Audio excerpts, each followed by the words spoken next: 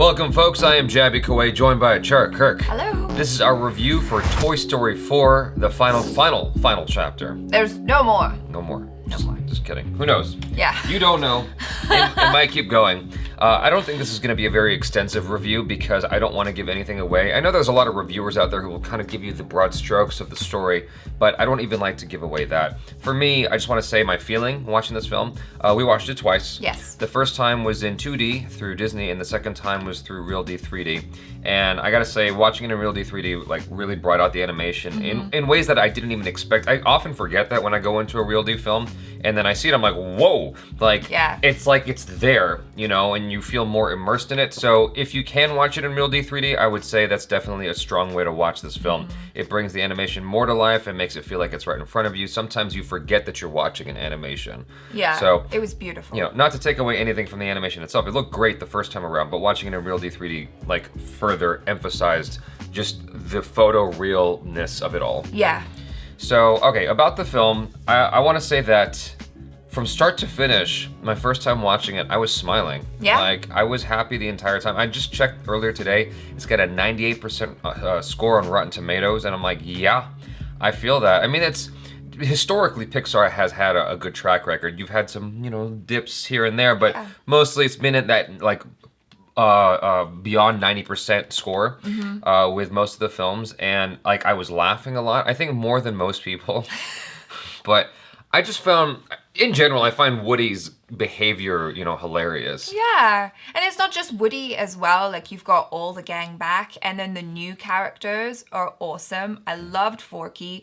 Duke Kaboom, second time round, I was like, Duke Kaboom stole the show for me. Amazing, loved him. Keanu Reeves is having a moment, and I'm not mad about it. Right. I loved Key and Peele's presence in this. I thought they were great. I think that they could have used some of the bits that they had in the commercial a bit more, but what they had in the film was awesome nonetheless. Like, it was hilarious. In both instances, the theater was cracking up hard at the comedic contributions that Key and Peele made. But there was some stuff in the ad, and which is natural. Like, you get a lot of Pixar ads that don't have anything to do with the actual film. But like the stuff in the ad, I wish was there in the movie because it was hilarious. The overall story, I think, is cool because it introduces some mature themes, and mature is another word to explore with this review. Yeah. But it introduces some mature themes that I feel like is, you know, typical of Pixar, where it's really making these big adult concepts and boiling it down to a way that a kid could understand. Yeah, it's something that a kid can enjoy. It's something that grown-ups can enjoy. I really appreciate as well this sense of them taking us on a journey with the movies, because a lot of us started watching Toy Story when we were really little. Right. And then now we're all grown up, just like Andy, and we still love the series, and it's grown up with us, and it's still relevant. Right. Yeah. Now, the reason I was emphasizing the word mature is because there are some mildly frightening moments in the film. Oh God, they were terrifying for me. I mean, I could see some of those things coming because I'm used to looking out for that kind of stuff in horror films, but it was like going for that kind of feeling and suspense of a horror thriller at times, and I'm like, wow, that's not something I was expecting for Toy Story. Yeah. But that being said, in Toy Story 2, I believe, either Toy Story 2 or 3, I'm pretty sure it was 2, there's this moment where Woody's been shelved, just like the penguin. And he has his own like kind of nightmarish situation where he falls off the shelf into this deck of cards, into a garbage pail, and Andy doesn't care about him anymore. And that was pretty horrific to watch in Toy Story 2. And so this sort of takes it further, but not in a way that I feel like is going to completely keep children up at night. No. But it's enough to maybe make your child grab you if you've got kids. There were definitely jump scare moments that I went, Yeah. But I am notoriously easy to scare, as you will well know if you watched any of my horror movie trailer reactions on this channel. So. Right. Which you might have seen from the commercials is Bo Peep is a much stronger female character this time around. Badass. Yeah, and you know, there have been a lot of that lately. There has been a lot of that lately in films in general. And sometimes like I get apprehensive because I'm like, is it what do you call it? Virtue signaling? Right. Or is it genuinely trying to tell a good story here? Is it genuinely doing a good job at just having a strong character? Or is it just trying to appeal to my inner SJW. Right. And I feel like this did a great job of just making a stronger character in general. I agree with you. Because did you want to say more? Oh no, I thought that you had more to say, so I apologize for interrupting. I do, but because we're talking about a female character, men can't say anything about that. Go ahead. That's so not true.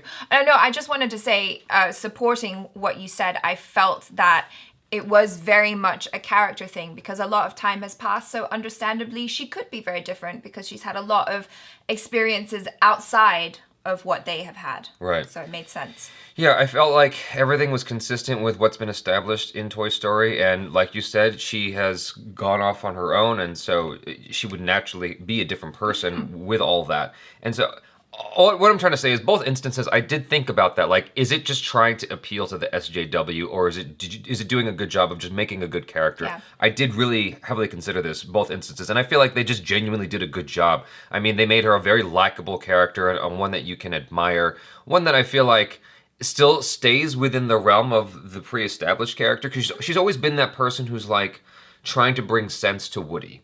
Right. And so she's still doing that here, but just from a different angle. Yeah. And so I like that. The animation, it's kind of almost silly at this point to talk about the quality of animation in films today because they're always so good. Yeah. But I feel like the animation was next level here, where is little things. Okay, so they may have done this before, but there's a scene at the beginning with Woody running around. That's very ambiguous. And he goes up against a wall. And I noticed this time, and maybe it was the 3D kind of bringing it out, but I noticed there was like the details of the wall, and it just looked like a lived-in home. Yeah. And I was like, wow, these are little things that no one pays attention to, but your brain kind of takes it all in so that it feels more real. Yeah, you totally. know? And there were moments, for me especially, the one that stood out was the rain. There was a rain scene, and I was just like, holy crap. Yeah. That looks like rain, like real rain. It was incredible. And yeah, just the detail on all the toys, the little imperfections that come out. It's stunning what they do. Speaking of which, I feel like Pixar's always done a very good job of wet surfaces. Like, I remember watching Finding Nemo back in the day, and most of the film's underwater, obviously. But there's this moment where I can't remember the names of the main of Dory and Nemo's dad. Yeah, I want to say Carl, but I don't know if that's correct. No. So, but anyway, there's this moment where they're exposed on I think like on the dock or in the whale, and they're temporarily out of the water, and the wet surface of their skin or whatever you want to call it looked great. I was like, wow, they look so real, and that was years ago. And so here you've got this rain scene and the mud and the leaves and the twigs and all that stuff. It's like, it looked like it was shot with an actual film camera outside in the wild.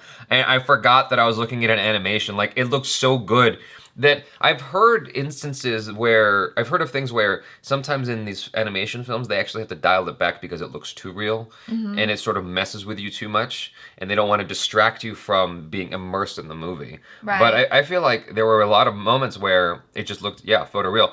And what was also interesting is, since I think, what was it?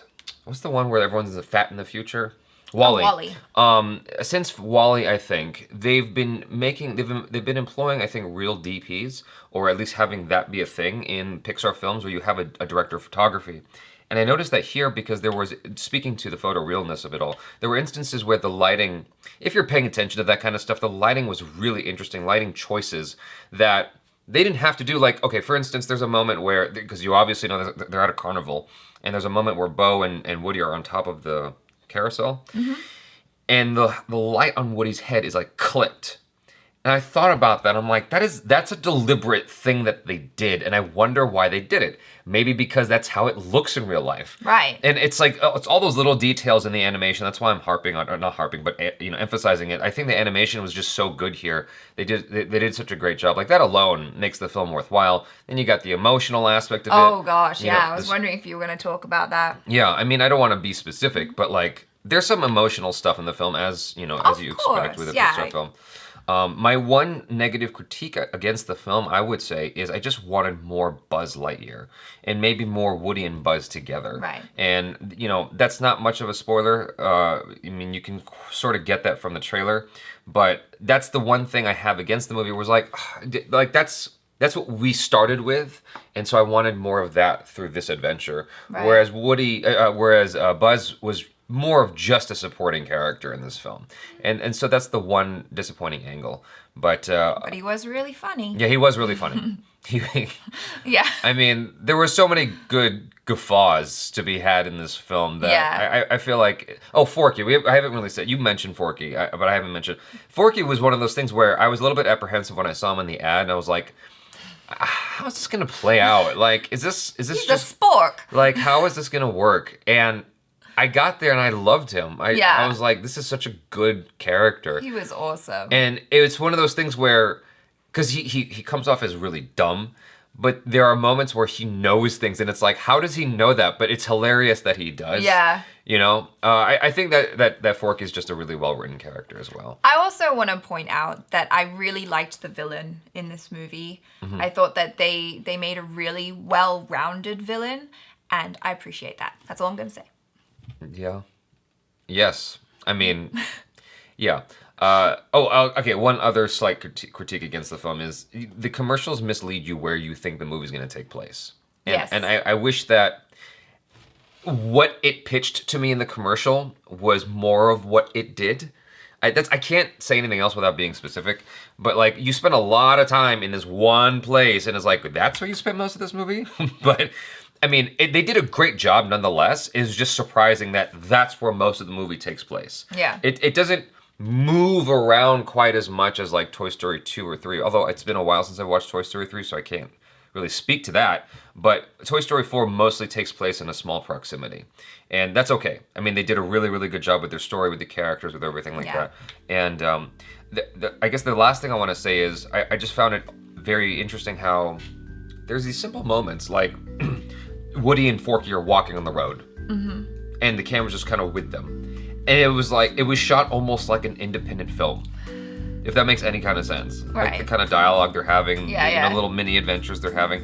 And I thought that was neat. And I think that it's really cool, like the feelings that it brings out and the thoughts it makes you have, because ultimately the film has some strong philosophical things to offer you to think about and consider when you walk out. And I'm afraid to say exactly what it is because it might ruin the film. But all this to say, I strongly recommend it. For me, it's a win. Yes. And I'm no longer doing scores, like number scores or anything like that. So for me, it's just a strong win. And I love it. And I can't wait to own it on Blu-ray. And I hope you all watch it. Yes. Especially in Realty 3D. I strongly recommend it. Watching it in that format. You guys, thanks so much for hanging out with us. Be sure to check out ACHARA KIRK. Check out Jabs on the social media if you feel like doing that. Subscribe if you haven't already. Hit the bell icon so you get notified every time we drop another video. Check out our other reactions, reviews, short films, and vlogs. I'm Jaby Koay. This is ACHARA KIRK. Peace out.